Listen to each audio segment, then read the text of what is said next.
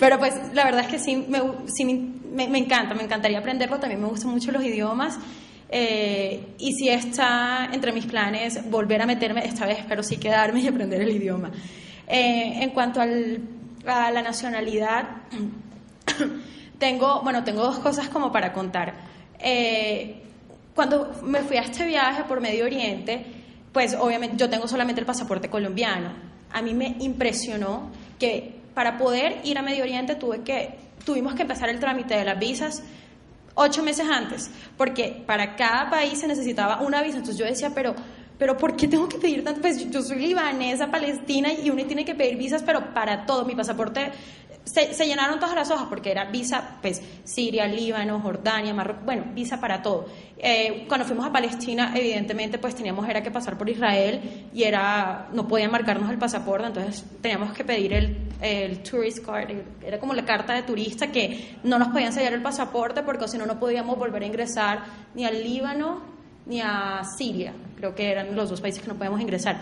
Entonces eso para mí me impactó. O sea, yo soy árabe y necesito tantas visas para poder venir de donde vengo. Entonces, pues fue algo impactante. Y otra de las cosas que me impactó muchísimo también en ese viaje fue cuando estuvimos en Palestina, en Belén. Pues obviamente está el muro y está el checkpoint, y yo estaba con mi familia, con mis primas. Mis primas tienen mi edad, pero ellas toda su vida han vivido en Belén. Entonces Belén es súper chiquito, entonces nosotras queríamos salir a Jerusalén, que literal queda a 5 minutos. Uno pasa el checkpoint y ya está en Jerusalén, y pues queríamos salir a Jerusalén. Ellas no las dejaban salir de Belén. Entonces, para que ellas tenían pasaporte americano, porque su papá es americano, sin embargo en el pasaporte americano ellas le marcan que son palestinas. Entonces, por el hecho de que la marquen, no las dejan salir, o sea, no las dejan salir, y de hecho es que Belén es muy chiquito. Para poder pasar el checkpoint, mi hermana y yo, bueno, ellas se tenían que vestir súper occidentales, o sea, que falditas, que súper occidentales, y hacíamos una mímica. Ellas hablaban inglés y hablan español, entonces hacíamos una mímica para poder pasar, y obviamente era peligrosísimo, porque donde las llegaran a coger, pues las repercusiones eran enormes. Entonces nosotros tuvimos, ellas obviamente por querer estar con nosotras cuando íbamos a Jerusalén, hicimos eso como, yo qué sé, la semana entera que estuvimos, todos los días hicieron eso. Para mí eso era impresionante. ¿Cómo es que no las dejan salir? ¿Cómo es que ni siquiera, o sea, tienen un pasaporte americano y no pueden salir por el hecho de ser palestinas? Eso me pareció... fue demasiado choqueante. Y además, lo que les digo, tener que hacer toda la pantomima que éramos occidentales. O sea, ¿yo por qué tengo que pretender que soy de otro lugar? Me pareció, o sea, de las peores cosas que he tenido que vivir. Y lo más, pues no cómico, pero lo más irónico de todo es que ellas lo veían, o sea, ellas no tienen como ese rencor, no. Ellas eran como, no, pues así son las cosas. Eso me impresionó muchísimo, me impactó. Yo creo que yo tenía más rabia que ellas. Pues sí, estas son las 2 cosas que quería contarles.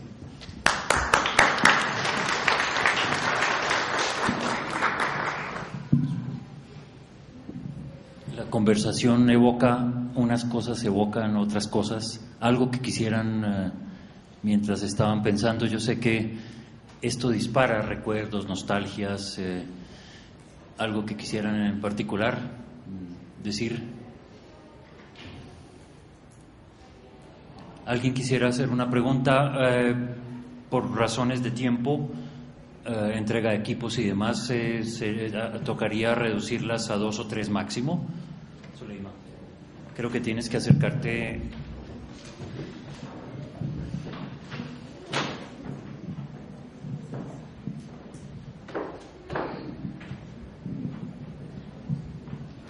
Gracias, Fernando. Bueno, en principio agradecer a todos los que nos han acompañado, y no cabe duda que dar un profundo agradecimiento a esta universidad que nos abrió sus puertas para este debate tan enriquecedor. Pero quizá, valiéndome de los testimonios de ustedes, y contextualizando lo que les voy a contar, es que podemos ver cómo se enriquece el diálogo de nación a través de estos testimonios de vida. Se había planteado a través de mi tesis de grado, que fue la que dio origen a estos espacios a esta remembranza, a esta nostalgia del reencuentro, una tesis de grado que se llama Identidad Cultural, apropiación y redescubrimiento de los árabes en el Caribe colombiano. En ese momento la ubicamos en el Caribe colombiano. Pues desde allí estábamos, en principio, ubicando cuál sería el elemento que nos convocaría el planteamiento endógeno hacia los miembros de la comunidad, que nos convocaría como comunidad efectiva, no dispersa. Cada movimiento tiene su motivo de ser, y después de hurgar tanto en la historia nuestra, yo me atrevo a cerrar hoy la tarde diciendo que nuestro hegemón es la memoria colectiva, y son ustedes quienes acaban de ser testigos de excepción de esta conclusión, porque la historia que cada uno de ustedes contó no se difiere en nada la una de la otra. Ustedes acaban de contar una misma historia que hace referencia a toda una comunidad. Eso es lo que nos hermana, eso es lo que nos pone bajo la óptica de la arabidad, que debemos seguir portando. En esa misma tesis planteábamos si en efecto se estaba produciendo una efervescencia identitaria, y esto como consecuencia de ¿qué? ¿Por qué se estaba produciendo ese reencuentro con el bagaje ancestral? ¿Qué nos estaba llevando a eso cuando no nos excluimos de vivir lo que vivieron las sociedades latinoamericanas, de la importancia de tener que aprender el inglés porque el inglés era lo que nos determinaba el futuro? Pues también yo pienso que a través de este conversatorio tenemos unas conclusiones muy importantes, y todo esto lo ha venido aportando este conversatorio tan maravilloso con el que vamos a concluir. Claro que sí hay efervescencia, no cabe duda. La hay en todo el continente, porque desde el testimonio que nos trae el doctor Cajat, como el que nos ofreció el doctor Botibó, pero también como el que vivimos anoche en ese teatro Julio Mario Santo Domingo, nos garantiza y nos certifica que esa efervescencia identitaria sí se está dando. Ahora vamos a determinar como consecuencia de qué. Por supuesto que la primera razón es la sindicación. Alguien habló hace un momento de terrorista, árabe, islam, terrorismo. Yo vengo diciendo que yo tengo la responsabilidad de la inserción de mi descendencia y de su desarrollo en esa sociedad donde se inserta. Pero mi descendencia se va a seguir apellidando como yo. Y yo necesito garantizar que esa descendencia, tanto mía como de todos los que están aquí, de todas las comunidades árabes, que hay unas estadísticas aproximadas de 20 millones, una nación en América Latina, nos garanticemos que nuestros hijos sean reconocidos por las características que recibimos de los abuelos y con la que en realidad nos identificamos. Ahí está la gratitud, claro que la reconocemos y no paramos de dar gracias. Está la hospitalidad. Yo ofrezco la mejor silla de mi casa para el que llega y la mejor mesa. Está el trabajo, está el esfuerzo, está la familia, y es con eso con lo que yo me identifico. Pero cuando me califican de terrorista, no logro ubicar esa imagen en el contexto del bagaje cultural, de ese acervo que me transmitieron. Entonces, claro que eso me produce efervescencia, porque yo salgo a reivindicar un origen que no se compadece en nada con lo que se está difundiendo. Esa es la primera razón. Pero también estamos dispuestos a dar la batalla como respuesta a esa mundialización de la cultura. Hay movimientos que vienen andando en función de eso, y yo creo que el árabe tiene suficientes razones para avanzar en esa dirección. Pero también, y aquí lo certificaron ustedes, el deceso de los abuelos, el deceso de los padres, de nuestro vínculo directo con nuestra cultura, eso motivó que comenzáramos rápidamente a hurgar en nuestros baúles y a descubrir de dónde venimos, porque es que es parte de nuestro equipaje. Y si yo no descubro el quién soy, no sé proyectar hacia dónde voy. Pero también, y eso también lo certificaron ustedes, y el auditorio también lo aplaudió, no deja de ser una realidad que los conflictos geopolíticos están presentes en nuestra agenda. Nos afectan a nuestra gente, afectan a nuestra descendencia, nos afectan en los países donde nos desarrollamos. Por tanto, hoy hemos dado respuesta muy importante a dos grandes interrogantes. Y sí somos una comunidad, no cabe duda, aunque hubiéramos perdido el idioma, que hubiera sido el más importante conector, pero nos quedó la memoria histórica y esa nos referencia. Entonces, un poquito como en conclusión, y me excusa el doctor Bejarano y el doctor Salcedo que lo han hecho como veteranos de guerra académica, yo creo que nadie lo hubiera hecho mejor, pero sí nos los planteamos desde hace más de 8 meses cuando iniciamos esta propuesta académica que motivaba este encuentro de esta ocasión. Entonces sí cabe que sigamos ahondando en caracterizar, luego de este diálogo de nación en el que nos hemos retroalimentado como cultura, en el reconocimiento de soy colombiano, pero también puedo portar mi arabidad, y con decoro y con dignidad, y por qué no, y con orgullo también. Y es que cuando hablamos de identidad estamos hablando de aspectos complementarios, porque es que ella se va construyendo en el devenir de la cotidianidad y van construyéndose a través de los saberes y conocimientos de quienes nos rodean. Entonces no tenemos que excluir una identidad para aceptar la otra. Sencillamente, vean, ¿saben qué? Yo soy barranquillera y yo creo que se me nota lo caribe, ¿no? Pero es que también soy colombiana, y ¿quién dijo que no? Y soy latinoamericana. Y de Latinoamérica doy un salto brillante y enorme a Arabia y lo porto con orgullo.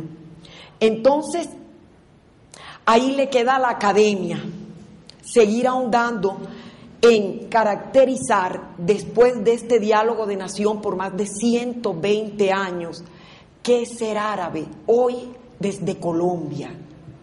Pero de vuelta en ese diálogo, ¿cómo podemos definir a un colombiano que ha tenido una retroalimentación con nuestra cultura permanente por más de 120 años?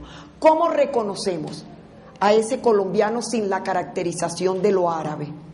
Ahí queda eso, pues, y yo no sé si me adelanto, porque yo soy tan bocona que siempre digo las noticias antes de tiempo, pero me encanta, porque es que vamos a cerrar ya con una propuesta respecto a nuestra preocupación sobre el tema del idioma, y nos vamos hoy de esta universidad con la propuesta de crear una academia de lengua árabe que nos garantice la retoma de nuestro idioma.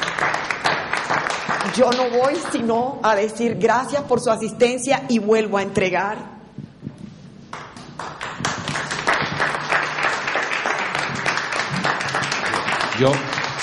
Yo quisiera mencionar, o sea, retomar lo que Zuleima pues muy brillantemente expuso. En la década del 60 del siglo pasado se había concebido la idea de crear un colegio, lo mismo que ocurre pues con el colegio andino, con el colegio italiano, por no nombrar otros.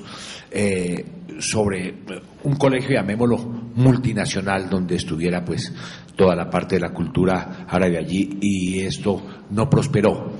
Y no prosperó por lo que mencioné en la primera parte de mi intervención, porque la mayoría de las personas que estaban moviendo la idea eran realmente profesionales del comercio, profesionales empíricos. Otros eran profesionales que se habían dedicado pues al ejercicio libre de la profesión en la cual se habían formado, y no tenían entonces, digamos, como ni la sensibilidad académica suficiente por una parte, ni el conocimiento de cómo se hacía eso.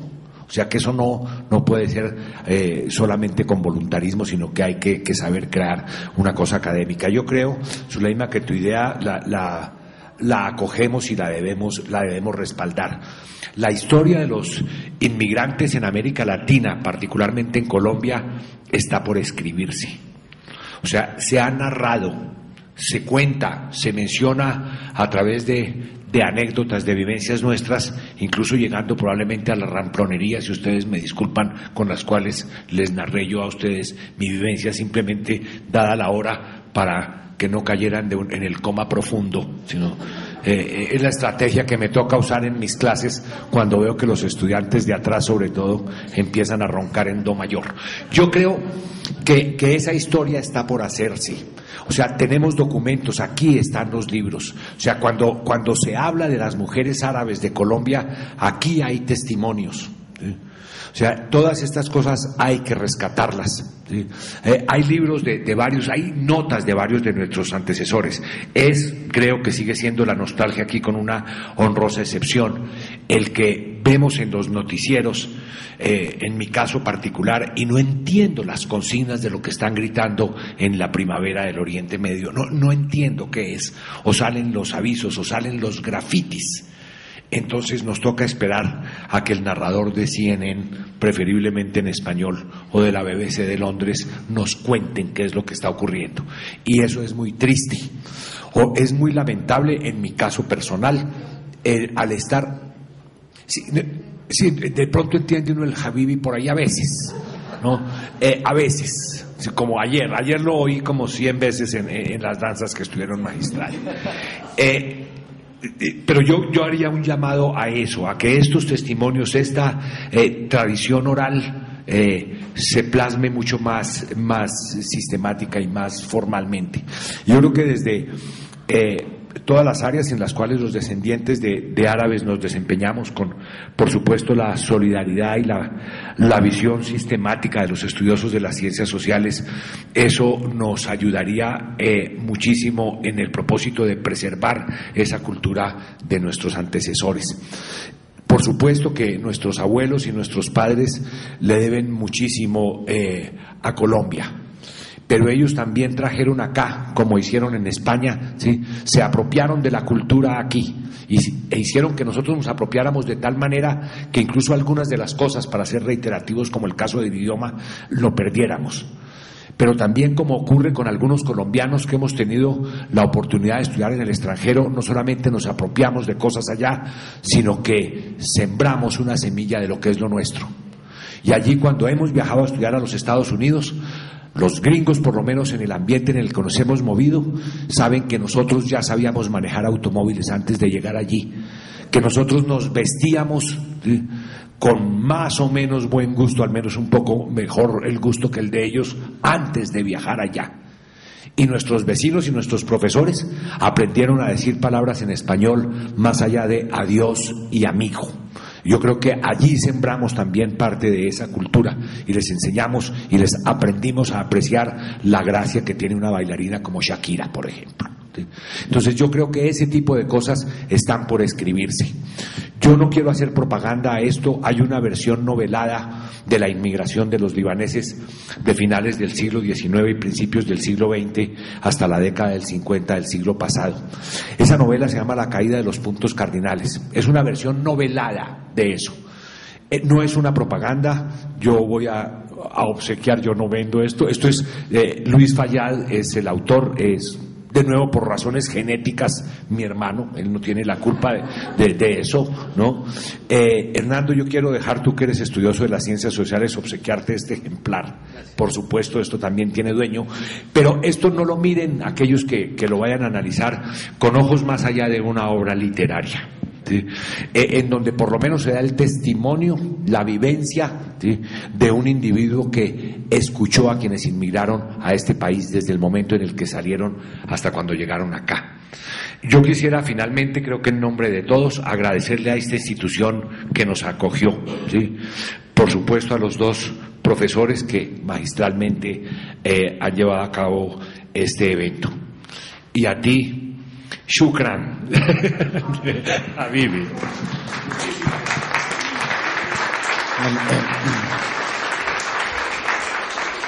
Bueno, creo que vamos a clausurar. Yo quiero decir algo al final, de todas maneras. La experiencia que han narrado todos pues nos permite construir las reflexiones a partir de las cuales también tengamos más ganas de investigar como cosas como las que estamos haciendo con Bernard. Pero creo que también es hora de contarles que uno se aproxima a estos problemas no solamente por la capacidad reflexiva y por la vocación que tiene para la investigación, sino porque le pasan cosas en la vida. Y mi aproximación al mundo árabe, porque me pasa muy a menudo que me dicen, bueno, usted es médico, hace ciencias sociales y además como que le gusta lo de los árabes, pero es como raro, ¿no? Entonces, en esa esquizofrenia que es propia como de las personas que somos inquietas y que tenemos de pronto en el fondo problemas de personalidad también, hay un asunto, y es que uno se aproxima al objeto de estudio porque tiene un asunto pasional, porque tiene un asunto afectivo, un asunto que lo mueve, como la memoria que ustedes tienen y los mueve, los hace hoy decir lo que dijeron. Pues no puedo despedirlos sin decirles que la razón por la cual yo me aproximé al mundo árabe fue que cuando yo estaba estudiando en Francia tuve una novia franco-egipcia, y entonces con ella pude descubrir por fin, primero salir de los imaginarios de las 1001 noches y de los velos y de que Oriente era un exotismo y de que las mujeres tenían los ojos grandes, los tienen pero no tan grandes, que era un mundo de aromas y de especies y que todo era mágico. Y no me fui a Egipto a viajar en un crucero por el Nilo y a ver danzas del vientre entre ese barquito y a no ver nunca a nadie, sino que me fui a los barrios con ella y conocí a la gente y comí la comida de verdad y conocí el Islam de cerca y vi a los chiitas bailar en una mezquita y fui a la ciudad de los muertos en el Cairo y viví en Damasco y conocí al Raqqa y estuve en Alepo, y en Alepo no había solo jabón, y salí de todos los estereotipos. Y en todo ese periplo mi pasaporte, entonces yo en esa época tenía barba y en mi pasaporte aparecía sin barba, pero me portaba con barba y llevaba un pasaporte lleno de visas de países árabes cuando me movía de París o salía de Francia con esta novia, y ella salía con el pasaporte egipcio. Y entonces en mi foto del pasaporte pues yo salía sin barba, yo llevaba barba y era un colombiano con un jurgo de visas de países árabes. Iba con una mujer que además era egipcia, entonces en todas partes pues obviamente nos paraban. Y hasta que una vez regresando a París del Cairo nos esperaron a la salida del avión y ahí me llevaron a una oficina, como dijiste, ¿quién dijo? Muy elegantemente, Pablo, me llevaron a una oficina y me tuvieron un poco más de 5 horas, y lo que pude sentir ese día fue como la reflexión sobre que la colombianidad sí estaba centrada en uno, por supuesto, pero que lo más importante era el respeto por la diferencia, y que la pasión y el amor me había hecho conocer esos otros lugares y que valía la pena trabajar e investigar por ello, y entonces simplemente quería contarles como un testimonio de un tipo que no es árabe ni nada, pero le interesa. Bueno, muchas gracias.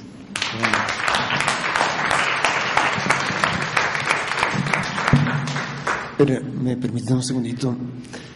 Simplemente para terminar, quería expresarle a mi casa de estudios mi reconocimiento y gratitud por haber permitido la realización de este foro. 125 años educando para la libertad, hoy representada por Fernán y por Hernando, y también pedirles a todos, con un efusivo aplauso como reconocimiento para nuestra querida Zuleima, por su labor, por su tesón, que gracias a ella se ha logrado lo que se hizo en estos 2 días.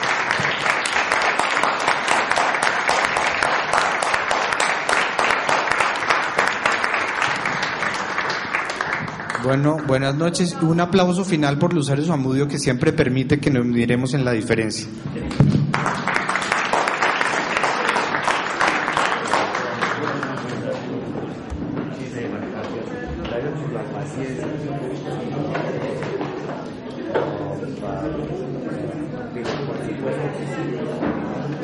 Sí.